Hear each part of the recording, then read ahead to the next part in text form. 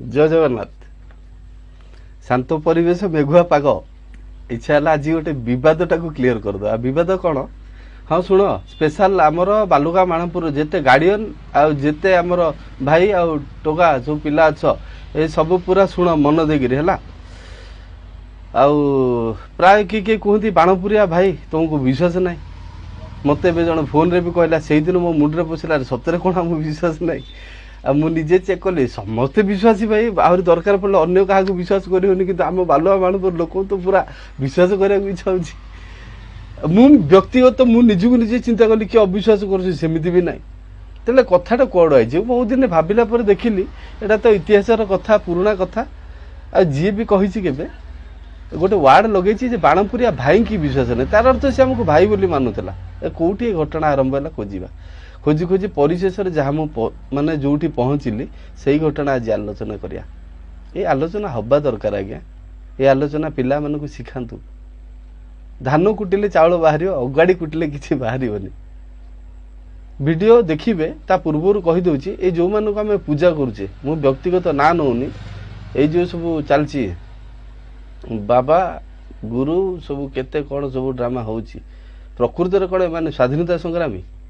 ना ये कौन एमती गोटे स्पेशल गिफ्ट दे देइछंती सेमती किसी ना ये जहाँ किसी कहते आमरी वेद पुराण गदा है गुड़ाक आम पढ़ुने विचार हाइलाइट कर रखुचे असुविधा कौन हो हाइलाइट कला यही ना गुड़ाक तौक पड़ोची जहाँ विषय आज मुझे आलोचना करी तेणु अनुरोध रखी कथा बुझे कहार उद्देश्य बुझे आ पिला को यही सब कथा शिक्षा दिंतु ये अजथा दीक्षा भिक्षा ये ड्रामा बंद करूँ एटा किसी लाभ नहीं कथा आरंभ होची कौटू स्पेशली जितेबले पाइक विद्रोह धीरे धीरे आरंभ होता प्राय 1804 बेलू को धीरे धीरे स्टार्ट हो जाता पाइक विद्रोह माने इंग्रेज सरकार विरुद्ध आम ओडिशा रे प्राय 1817 बक्सी जगबंधु ताकर भी पूरा एकदम हाइलाइट है बेले से थिले से भितर जमती कहती आउ गोटे सुभाष बोस मो नजर रे तो ये सेकेंड सुभाष बोस बाणपुर माटी याकर नाम हूँ कृतिबास पाठशाणी या बापा थिले अरांगगढ़ ये निज गाँ थिला ढेउ गाँ यांकर बापा थिले अरांगगढ़र दल बेहेरा श्याम सुंदर पाठशाणी ताको पुओ कृतिबास पाठशाणी ताको मनरे बहुत स्वाधीनतार स्वाद मन पड़ुला इंग्रेज को विताड़ित करने से लगुले स्व अधीन चलिया ये चिंताधारा नहीं जिते से युवक होते ये होती 1836 मसीहा 1/6/1836 ये गोटे से सम्मिलनी डाकिले ए कथाटा डीपली बुझंतु आज्ञा 1/6/1836 गोटे सम्मिलनी डाकिले कृतिबास पाठशाणी आठी क्या लीडरशिप देवे एमतिया परिस्थिति आजिकल परिस्थिति भाया होते भी लोक डरुवे सब करुवे से टाइम जी अंटा भिड़ी प्रथम बाहर थे सी तो क्या क्या आणवे ना से दिज को आनी मेन करी जड़े थे रोढ़ंगर दल बेहेरा पंचानन नायक आउ जड़े थे सी होती लोचन विषयी सी कौन सी दल बेहेरा नुहे किंतु ताकू अणाई कहीं सी भी सेमती स्वाधीनता प्रेमी जड़े थे आई तीन जन मिसिकी अच्छा ये जो लोचन विषयी यांकु तो माने ये गोटे दल बेहेरा नुहे कि गोटे सरदार भाया नुहे तेणु लोक आंकु काले ग्रहण करेनि बोली देखंतु माइंड केमिति कृतिबास पाठशाणीकर तांकु कौन कले गोटे डुप्लिकेट राजा रूपे सजेई देले आ नामकरण कराइला नामकरण है शरण सिंह राजा शरण सिंह निजे निजे प्लान करदेले ये हेबे आम राजा आ मु हूँ मंत्री सी हूँ सेनापति मंत्री माने किए कृतिबास पाठशाणी सेनापति होती पंचानन नायक जो रोडंगर दल बेहेरा यही करी गोटे सम्मिलनी डका है आ लोक भी बुझीपार नथिले ये जी शरण सिंह जो जार छद्म नाम जी कि लोचन विषयी ताको छद्म नाम थिला ना शरण सिंह ये प्रकृति में कौटा राजा कौन किसी एड्रेस ना किंतु ताको राजा करके सजई दिहला ताकर पाट मंत्री हो गले कृतिबास पाठशाणी आउ हेले जो पंचानन विषय सी जड़े सेनापति भाया रहीगले बाकी जितक पाइक दल बेहेरा ये सब थे मीटिंग रे डाकिला पर जो परिचय दिहला ये होचंती राजा मु मंत्री सेनापति गोटे लीडरशिप मिलगला समस्ते अपूर्व जोशर सह एकाठी होते बाणपुर माटी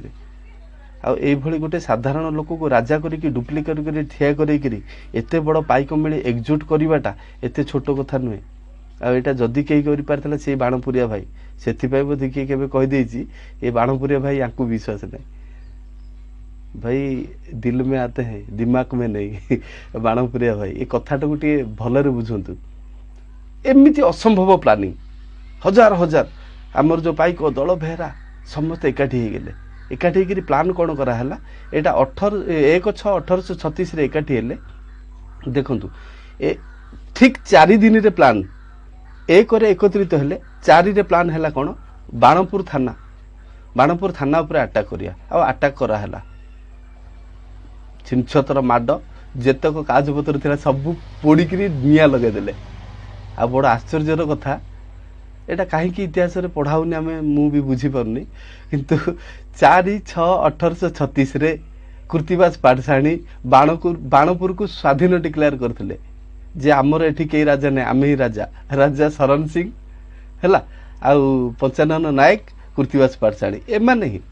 आ बाणपुर आमे ही आम स्वाधीनता आमे पाइगलु कहीं इंग्रेज एठी राज ने कहीं सब डॉक्यूमेंट ही पढ़ा है यार सफलता भी जबरदस्त थिला आ बाकी पाइकों देहरे पूरा एकदम गोटे जोश भाया भर्ती करदेला आ सेमानको लागिला जे यार स्वाधीनता तो यही पाखे चिंता करंतु आज्ञा केते स्पीड थिले माने एकदम स्पीड सेतबेल टाइम रे या पर कौन है यहाँ हूँ 4/6/1836 आमर बाणपुर थाना को कभर करागला दखल करागला जबरदस्त कागजपत्र पोड़िकी तापर 4 पर ठीक आउ 4 दिन 8 तारीख रे ताकर आउ गोटे मीटिंग डकेले कहीं से जोश थिला कहीं ये ही संभव देखो आउ थे 1 रे सम्मिलनी डुप्लिकेट राजा करी ठिया करिया से भितर हजार हजार पाइकों को एकाठी करवा केते शीघ्र 4 तारीख रे बाणपुर थाना को अटैक कर कागजपत्र पोड़ परिस्थिति की चिंता करूँ से इंग्रेज राज चली केते कष्ट होइथिबो 4 तारीख रे बाणपुर जीतला पर ठीक 8 तारीख दिन नेक्स्ट प्लान कौन पाई टांगी थाना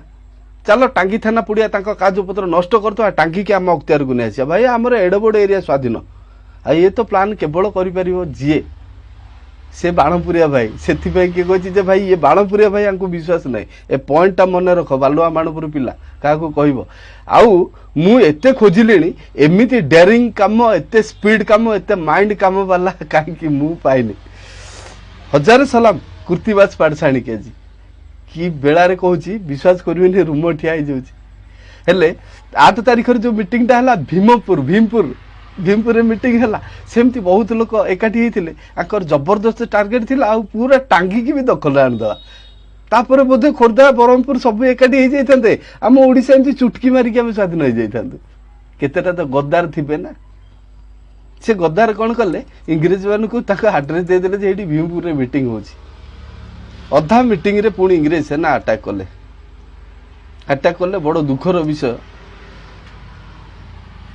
अटैक माने या पूर्वर आउ टे कह दिए ये 4 दिन रे निद एमती हजिगला इंग्रेज कर किए कृतिबाज पाठशाणी बोली इंग्लैंड पर्यंत हलिला तापर ये गोटाए लोक को केमिति एनी हाउ बाय हुक और क्रुक तमे अरेस्ट कर बोली गोटे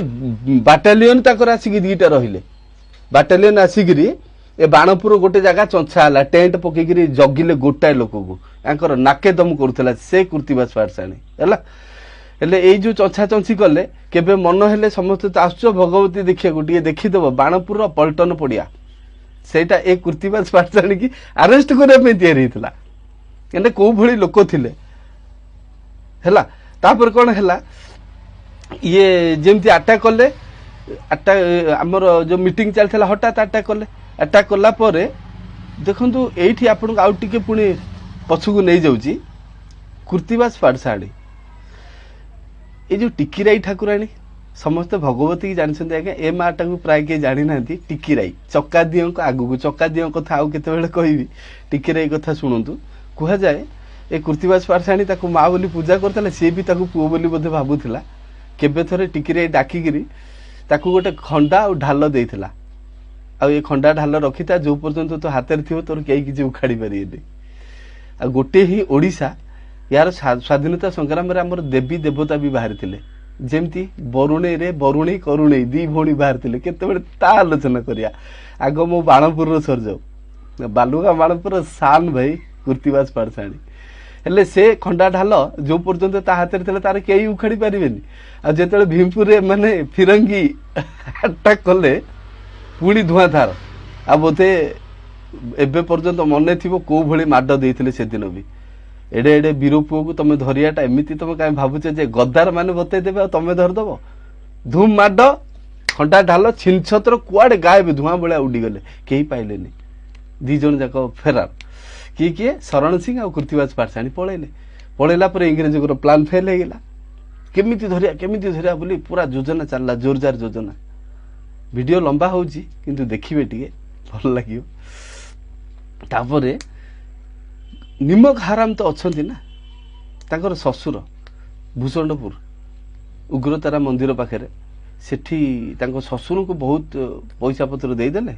ଆଉ କହିଲେ ତମେ କେମିତି କଣ କରିକି ଧରେଇ ଦିଅ। ଇଂରେଜଙ୍କର ଦମ ନାହିଁ ଡାଇରେକ୍ଟ ଧରିବା ପାଇଁ। ଗୋଟେ ଧାଡି କହିଦଉଛି, ଖୋର୍ଦ୍ଧାରେ ଲେଖା ହେଇଛି ଆଜ୍ଞା, ପାଇକ ପୁଅର ଢାଲ ତାଲୁଆରେ କଳଙ୍କ ଲାଗିବ ନାହିଁ, ଏବେ ବି ଜଗିଛି ଖୋର୍ଦ୍ଧା ପାଇକ ମୁକ୍ତି ସଙ୍ଗୀତ ଗାଇ, ଖୋର୍ଦ୍ଧାର ମାଟି ଡାକେ, ଟୋପାଏ ରକ୍ତ ପଡ଼ିଲେ ଏଠି କୋଟିଏ କଦମ୍ବ ଫୁଟେ, ସେ ମାଟି ହେଉଛି ଓଡ଼ିଶା ମାଟି। ତମର ଏତେ କୁଆଡୁ ସାହସ ହେଲା ଭାଇ ଏମିତି ଫାଙ୍କାରେ ଧରିଦବ। ତେଣୁ ହଉ ନିମକ ହାରାମ କରିକି ଶ୍ୱଶୁରକୁ କହିଲେ। ଶ୍ୱଶୁର ଗୋଟେ ଦିନ ପ୍ଲାନ୍ କରିକିରି ପଇସା ଲୋଭରେ ନିଜ ଜ୍ୱାଇଁ ମାନେ କୃତିବାସ ପାଠଶାଣୀକି ଗେଷ୍ଟ କରିକି ଡାକିଲେ ଘରକୁ, ଯେ ଜ୍ୱାଇଁ ପୁଅ ଆସ ଆମ ଘରେ ଗଣ୍ଡେ ଖାଇବ। ତ ବିଶ୍ୱାସୀ ଲୋକ ଥିଲେ, ଶେର ଦିଲ ସିଂହ ଭଳିଆ କଲିଜା ଥିବା ଲୋକ। ଆଉ ଶ୍ୱଶୁର ଡାକୁଛନ୍ତି ବୋଲି ଗଲେ। ଏଇ ଦି ଜଣ ଗଲେ ଶରଣ ସିଂ ଆଉ କୃତିବାସ ପାଠଶାଣୀ। ଖାଇ ବସିଲା ବେଳକୁ ବି କୁହାଯାଏ କୃତିବାସ ପାଠଶାଣୀ ନିଜର ଖଣ୍ଡା ଆଉ ଢାଲ ଦି ସାଇଡରେ ରଖିକିରି ବସିକିରି ଖାଇଲେ। ଏଠୁ ଶ୍ୱଶୁର କହିଲେ କଣ ମତେ ବି ଏତେ ଅବିଶ୍ୱାସ, ଜ୍ୱାଇଁ ପୁଅ ଖାଇଲା ବେଳେ କଣ ଖଣ୍ଡା ଢାଲ ପାଖରେ ରଖନ୍ତି, ତାକୁ ଟିକେ ସାଇଡ କରିକି ରଖିକିରି ଖାଅ, ଶ୍ୱଶୁର ଘର ଏଇଟା। ଏ ବିଚରା ସାଧା ସିଧା ଥିଲେ, ବୋଧେ ଟିକେ ସରଳ ବିଶ୍ୱାସୀ ଥିଲେ, ସରଳ ବିଶ୍ୱାସୀ ନୁହଁ ବିଶ୍ୱାସୀ। ତେଣୁ ଖଣ୍ଡା ଢାଲ ସାଇଡରେ ରଖି ବସି ପଡ଼ିଲେ। ବସି ପଡ଼ିଲା ବେଳକୁ ଇଂରେଜ ଆସିକିରି ମାଡ଼ି ବସିଲେ,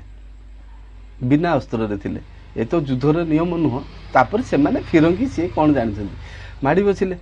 ମାଡ଼ି ବସିଲା ପରେ କୋଉଠି କୋଉଠି କୁହାଯାଏ ଏମିତି ବି ଡାଇଲଗ ବାଜି ହେଇଥିଲା ଯେ ସେ ଇଂରେଜ ତାଙ୍କର ଯିଏ କିଏ ଥିବ ମେନ୍ ଭାଇସରୟ, ସେ କହିଲା କୃତିବାସ ଆମର ନାକେଦମ କରିବା ଲୋକ ତୁ, ଆଉ ତତେ ଆରେଷ୍ଟ କରିଛି, ମତେ କେତେ ଆୱାର୍ଡ ମିଳିବ, ଆଉ ଚାଲ ତତେ ଦେଖେଇବି ଇଂରେଜର ଦମଟା କେତେ। ଆଉ କୃତିବାସ ପାଠଶାଣୀ ସେଦିନ ବି କହିଥିଲେ, ହଁ ସେ କହିଥିଲା ତୋ ଭଳିଆ ଟେରୋରିଷ୍ଟକୁ ଆରେଷ୍ଟ କରିବାରୁ ଆଜି ଇଂରେଜ ଜସମ ମନେଇବେ। ସେଦିନ କୃତିବାସ ପାଠଶାଣୀ କହିଥିଲେ ଦମ ଅଛି ବୋଲେ ଥରେ ମୋ ଖଣ୍ଡା ଢାଲ ମୋ ହାତରେ ଦେଇକି ଦେ, ଏଇଠୁ ତ ରଡି ଇଂଲଣ୍ଡ ପର୍ଯ୍ୟନ୍ତ ଶୁଖିବ। ଇଂରେଜ କହିଲା ଆଉ ସେ ଭୁଲ ହବନି, ତୋ ହାତରେ ଖଣ୍ଡା ଢାଲ ପଡିଲେ ଆଉ ତୁ ଏ ଦୁନିଆ ଭୁଲେଇ ଦେବୁ ତୁ। ଆରେଷ୍ଟ ହେଇଗଲେ ଖୋର୍ଦ୍ଧା ବୋଧେ। ତାପରେ ସେଠୁ ତାଙ୍କୁ କଳାପାଣି ସଜା ହେଇଗଲା। କଳାପାଣି ସଜା ସେଠି ତ ବହୁତ ଦୁଃଖରେ ରହୁଥିଲେ, ବହୁତ କଷ୍ଟରେ ରହୁଥିଲେ। ଭାଇ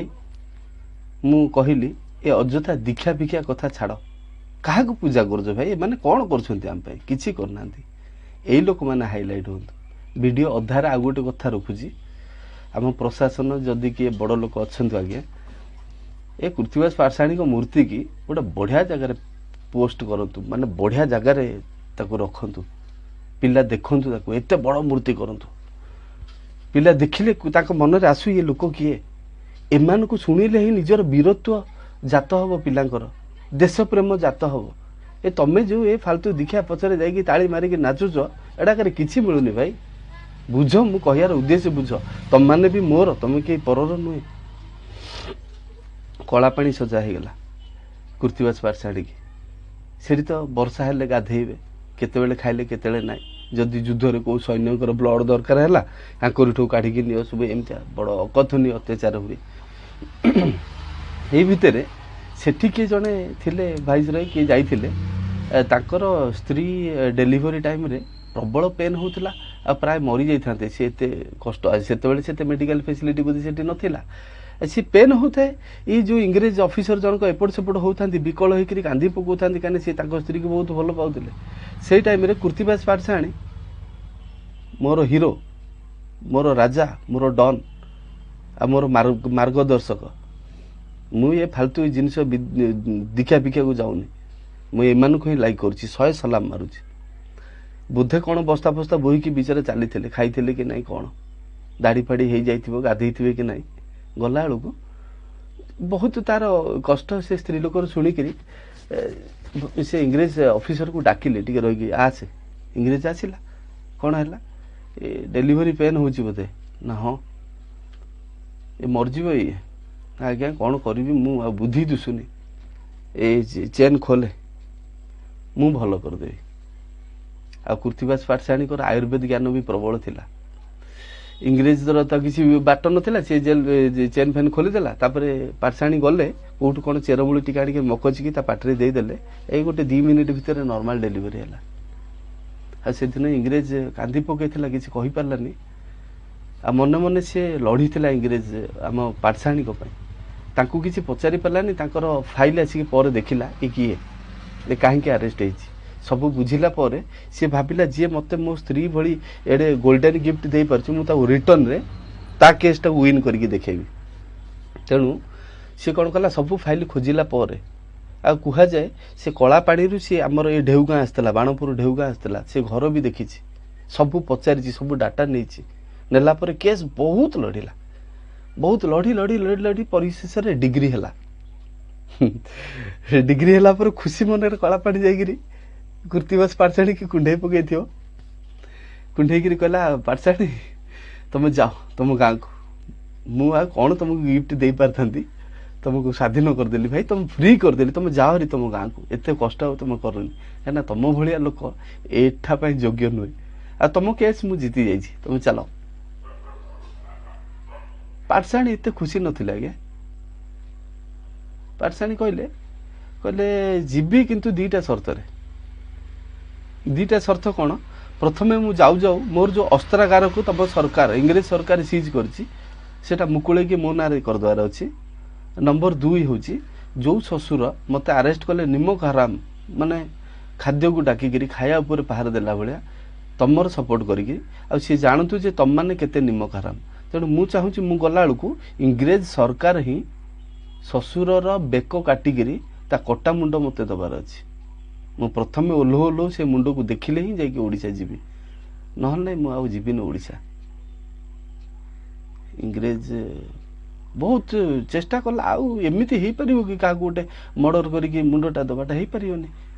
इंग्रेज बुझेला कहला भाई तुम निजे पड़ा निजे हाणिकी मार दियो नाई निमक हराम जी से जानू जे तमें भी केते निमक हराम जदि एतिकी करि परिबो ताहले कुह न छाड़ दियो भाई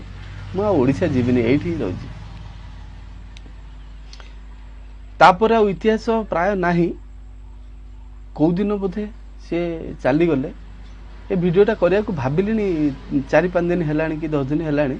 एठी गोटे कथाटे रही जाउछि आज्ञा तो इतिहास कथा आम कलेक्शन करि पारुने भलरे आ बहुत बुद्धिजीवी भी मो वीडियो देखुथिबे आ पिला बोली भाबिबे जोश रे आसिले कहली जदि किछि भूल थिबो क्षमा कर देबे आज्ञा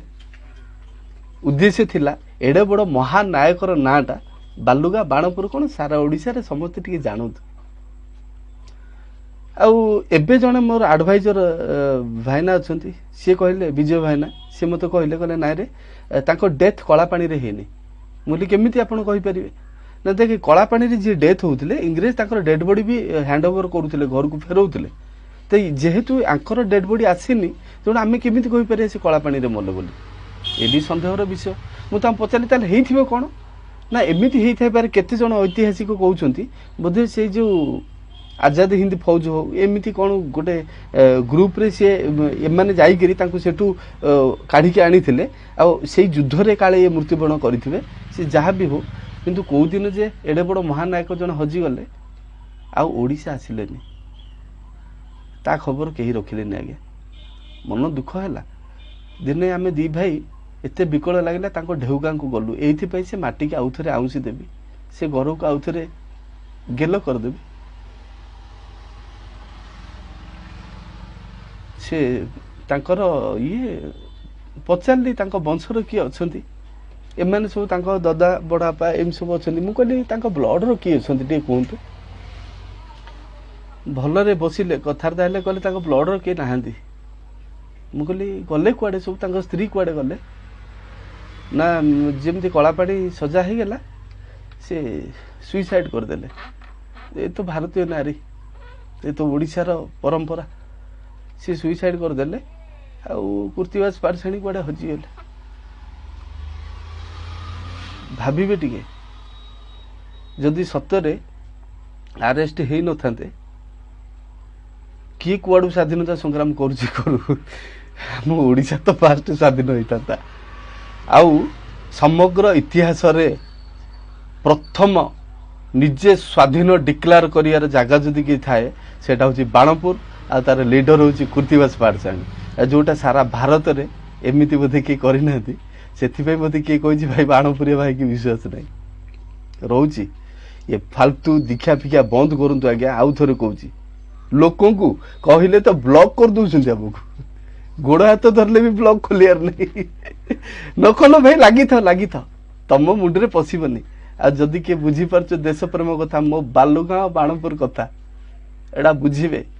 स्प्रेड करेंगे सबुआड़े रोची जय जगन्नाथ जय श्री राम।